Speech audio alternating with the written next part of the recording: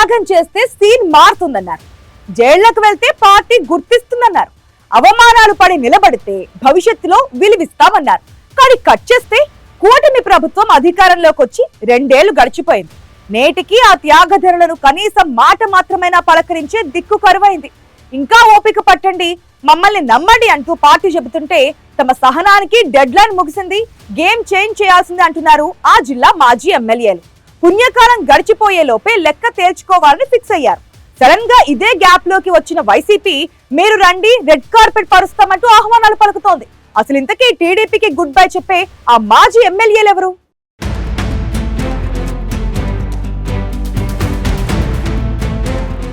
తుఫాన్ వచ్చే ముందు వాతావరణం చాలా ప్రశాంతంగా ఉంటుంది. కానీ అది తీరం దాటాక జరిగే బీభత్సం ఏ రేంజ్ లో ఉంటుందో ప్రస్తుతం ఉమ్మడి అనంతపురం జిల్లా అధికార తెలుగుదేశం పార్టీలో కూడా అదే పరిస్థితులు నెలకొన్నాయి. పైకి అంతా ఆల్ ఇస్ వెల్ అని కనిపిస్తున్నప్పటికీ లోపల మాత్రం అసంతృప్తి జ్వాలలు లావాలా రగులుతున్నాయి.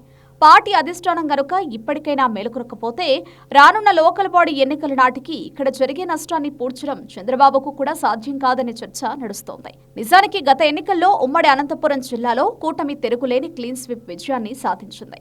జిల్లాలోని మొత్తం 14 అసెంబ్లీ స్థానాలకు గాను ఏకంగా 13 చోట్ల సైకిల్ జెండా ఎగరగా మరో స్థానంలో మిత్రపక్షమైన బీజేపీ విజయం సాధించింది. అయితే ఈ చారిత్రాత్మక విజయానికి క్షేత్రస్థాయిలో కొందరు మాజీ ఎమ్మెల్యేలు చేసిన త్యాగాలే అసలైన పునాది. రాజకీయాల్లోకి ఎవరైనా పదవుల కోసం లేదా పేరు కోసం వస్తుంటారు. బాగా కష్టపడితే తమకు భవిష్యత్తు ఉంటుందని ఎవరైనా ఆలోచిస్తారు. కానీ గడిచిన ఎన్నికల్లో మాత్రం కొందరు నాయకులు తమ రాజకీయ భవిష్యత్తును సైతం త్యాగం చేయాల్సిన పరిస్థితి వచ్చింది.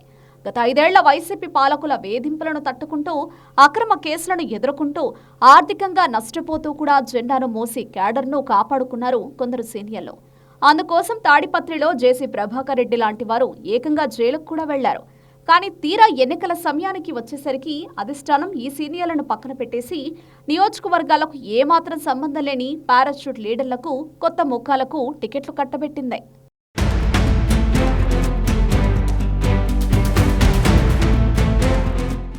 నాడు టికెట్ల కేటాయింపు వేళ తీవ్ర అన్యాయం జరిగినప్పటికీ అధిష్టానం సదరు నేతలను అమరావతికి పిలిపించుకుని మాట్లాడింది. మీకు భవిష్యత్తులో తగిన న్యాయం చేస్తాం, అండగా ఉంటామంటూ హామీలు కూడా ఇచ్చింది. పార్టీ మాటపై నమ్మకంతో ఈ మాజీలంతా తమ వ్యక్తిగత బాధను దిగమింగుకుని సొంత డబ్బులు ఖర్చు పెట్టి మరీ కొత్త అభ్యర్థులను గెలిపించారు. కానీ కూటమి సర్కారు కొలువుదీరి 2 ఏళ్లు గడుస్తున్నా వారికి పదవులు ఇవ్వడం సంగతి దేవుడెరుగు. అవమానాలు ఎదురవుతున్నాయంటూ గగ్గోలు పెడుతున్నారు. ఇప్పటి వరకు అధిష్టానం వారిని పిలిచి మీ పరిస్థితి ఏంటి అన్న అడిగిన దాఖలాలు కూడా లేవు. ఇప్పటికే రాష్ట్రంలో దాదాపు అన్ని నామినేటెడ్ పదవులు, రాజ్యసభ, ఎమ్మెల్సీ బర్తులు, పార్టీ కమిటీల భర్తీ ప్రక్రియ పూర్తి కావస్తోంది. కానీ అనంతపురం త్యాగధనులకు మాత్రం మొండి చేయ మిగిలింది. వీటన్నింటినీ మించి కొత్తగా గెలిచిన కొందరు ఎమ్మెల్యేలు ఈ మాజీలను కనీసం ప్రోటోకాల్ కార్యక్రమాలకు కూడా రానివ్వకుండా పూర్తిగా సైడ్ చేస్తూ వారి వెంట నడిచిన పాత ఒరిజినల్ క్యాడర్ను క్షేత్రస్థాయిలో తీవ్ర అణచివేతకు గురిచేస్తుండడం లీడర్లలో అగ్గిరాజేస్తోంది. కానీ 2 ఏళ్లు గడిచినా అధిష్టానం వైపు నుంచి కనీస పలకరింపు కూడా లేకపోవడంతో వారు కఠిన నిర్ణయం తీసుకోవాలన్న ఆలోచనలో పడ్డారని టాక్ నడుస్తోంది.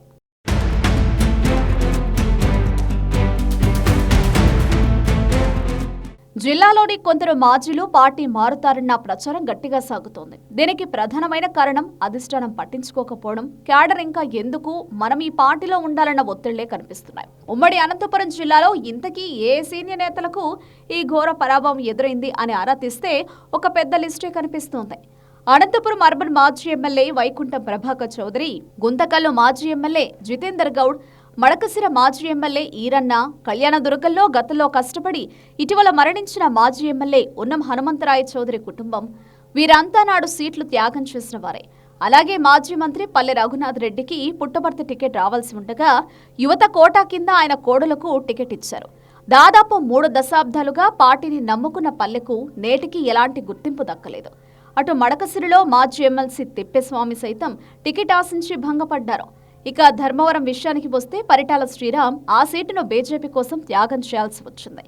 సింగనమల నియోజకవర్గంలో ఎంఎస్ రాజు గెలుపు కోసం రాత్రింబవళ్లు శ్రమించిన సీనియర్ నేతలను సైతం గెలిచాక సదరు ఎమ్మెల్యే పూర్తిగా తొక్కిపెట్టారనే ఆవేదన లోకల్గా బలంగా వినిపిస్తోంది.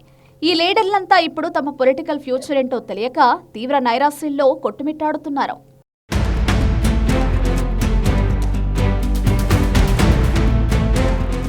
ఈ నేపథ్యంలోనే ఈ మాజీలు కొందరు విసిగిపోయి పార్టీ మారుతున్నారంటూ జిల్లా వ్యాప్తంగా ప్రచారం జోరుగా సాగింది. దీనిపై అనంతపురం మాజీ ఎమ్మెల్యే వైకుంఠం ప్రభాకర్ చౌదరి వెంటనే స్పందించి తీవ్రంగా ఖండించారు. పార్టీ అధిష్టానం నాకు టికెట్ ఇవ్వకపోయినా ముఖ్యమంత్రి చంద్రబాబు భవిష్యత్తులో ఎమ్మెల్సీ కానీ రాజ్యసభ కానీ ఇస్తానని హామీ ఇచ్చినట్లు చెప్పారు. గతంలో ఉన్న జాతీయ ప్రధాన కార్యదర్శి పదవి కూడా ఇప్పుడు తీసివేయడం వెనుక కారణాలను కూడా ఆయన వివరించారు. పార్టీ అధిష్టానం తనకు న్యాయం చేసినా చేయకపోయినా రాజకీయాల్లో కొనసాగుతారని, రాజకీయాల్లో ఉన్నంతకాలం టీడీపీతోనే ఉంటాను తప్ప మరో పార్టీలోకి వెళ్లే ప్రసక్తే లేదని తేల్చి చెప్పారు. ఇక ఇందులో మాజీ ఎమ్మెల్యేలు జితేంద్ర గౌడ్, ఈరಣ್ణ పరిస్థితి గురించి ప్రత్యేకంగా చెప్పాలి. వీళ్లు ఎన్నికల ముందు వరకు ఎంతో కష్టపడినప్పటికీ పార్టీ అధిష్టానం చివరి నిమిషంలో హ్యాండ్ ఇచ్చింది. అయితే ఎన్నికల్లో గెలిచిన తర్వాత వీరికి స్థానికంగా ఉన్న ఎమ్మెల్యేలు ఏమాత్రం ప్రయారిటీ ఇవ్వకపోగా అణిచివేతకు గురిచేస్తున్నారని బాధ వారిలో బలంగా ఉంది. ఉన్నం హనుమంతరాయ చౌదరి కూడా కళ్యాణదుర్గంలో టికెట్ ఆశించారు. అయితే ప్రస్తుతం ఆయన చనిపోయారు. హనుమంతరాయ కుమారుడు మారుతి చౌదరి కూడా పార్టీ అధిష్టానం ఏ మేరకు న్యాయం చేయలేదన్న ఆవేదనలో ఉన్నారు.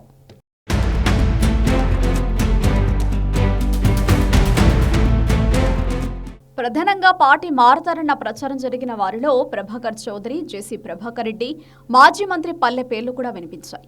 అయితే వీరిలో ఏ ఒక్కరు కూడా అలాంటి ఆలోచన వైపు కూడా లేరన్నది స్పష్టంగా తెలుస్తోంది. ఇక తాడిపత్రి బాస్ జేసీ ప్రభాకర్ రెడ్డి విషయానికి వస్తే ఆయన తన కుమారుడు జేసీ అస్మిత్ రెడ్డిని ఎమ్మెల్యేగా గెలిపించుకున్నారు కాబట్టి ఆయనకు టికెట్ సమస్య లేదు. కానీ ప్రతిపక్షంలో ఉన్నప్పుడు తనపై వందలాది కేసులు పెట్టి జైలుకు పంపిన తాడిపత్రి మున్సిపాలిటీని ఒంటరిగా గెలిపించిన హిస్టరీ ఆయనదే. ఇప్పుడు కూటమి అధికారంలోకి వచ్చినా తన తాడిపత్రి డెవలప్మెంట్ పనులకు అధిష్టానం నుండి ఆశించిన సహకారం అందడం లేదనే అసంతృప్తి జేసీ వర్గంలో బలంగా ఉంది. ఈ క్రమంలో ఆయన వైసీపీలోకి వెడతారన్న ప్రచారం చేశారు. అయితే జేసీ ప్రభాకర్ రెడ్డి నైజం ప్రకారం ఆయన వైసీపీ వైపు చూసే ఛాన్సే లేదు.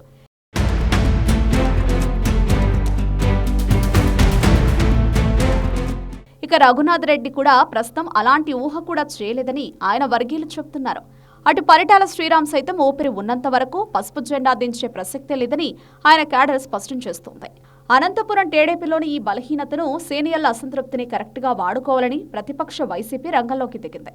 ప్రస్తుతం జిల్లాలో వైసీపీకి గట్టి అభ్యర్థులు లేక స్థానిక సంస్థల ఎన్నికలను ఎలా ఫేస్ చేయాలో తెలియక సతమతమవుతోంది.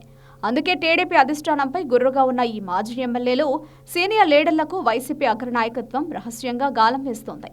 వైసీపీ బలహీనంగా ఉన్న నియోజకవర్గాల్లో ఇప్పటికీ ఆ చర్యలు ప్రారంభమయ్యాయని, ఆయా నేతలకు టచ్లోకి కూడా వెళ్లారని ప్రచారం సాగుతోంది. అసలు ఇంత జరుగుతున్నా పార్టీ ఎందుకు పట్టించుకోవడం లేదనే ప్రశ్నలు కూడా తలెత్తుతున్నాయి. గతంలో టికెట్లు త్యాగం చేసిన వాళ్లు పార్టీ కోసం కష్టపడి నష్టపోయిన వారి కోసం మాట మాత్రం కూడా 2 ఏళ్లలో పలకరించకపోవడమే పెద్ద తప్పిదంగా కనిపిస్తోంది. ఇంకా ఎన్ని రోజులు రొటీన్ డైలాగులు నమ్మి మోసపోవాలి? మహా అయితే ప్రభుత్వం ఇంకో 3 ఏళ్లుంటుంది. ఆ తర్వాత మనల్ని అడిగేవాడు ఉండడు. పుణ్యకాలం ముగిసేలోపే గట్టి నిర్ణయం తీసుకోండి అంటూ అనుచరులు సైతం ఈ మాజీ లీడర్లపై తీవ్రమైన ఒత్తిడి తెస్తున్నారట. మొత్తానికి సార్వత్రిక ఎన్నికల వేళ జిల్లాలో వన్ సైడ్ వేవ్ తెచ్చిన అనంతపురం టీడీపీ త్యాగధనుల అసంతృప్తి ఇప్పుడు రాబోయే స్థానిక సంస్థల ఎన్నికల వేళ పార్టీకి పెద్ద గండల్లా మారే సూచనలు కనిపిస్తున్నాయి. మరి ఇప్పటికైనా ముఖ్యమంత్రి చంద్రబాబు నాయుడు నేరుగా జోక్యం చేసుకుని ఈ మాజీల సమస్యలను సర్దుబాటు చేస్తారా, లేక నాంచుడు ధోరణితో వైసీపీ వేస్తున్న రివర్స్ స్కెచ్లకు లూప్ హోల్ ఇస్తారా అనేది చూడాలి.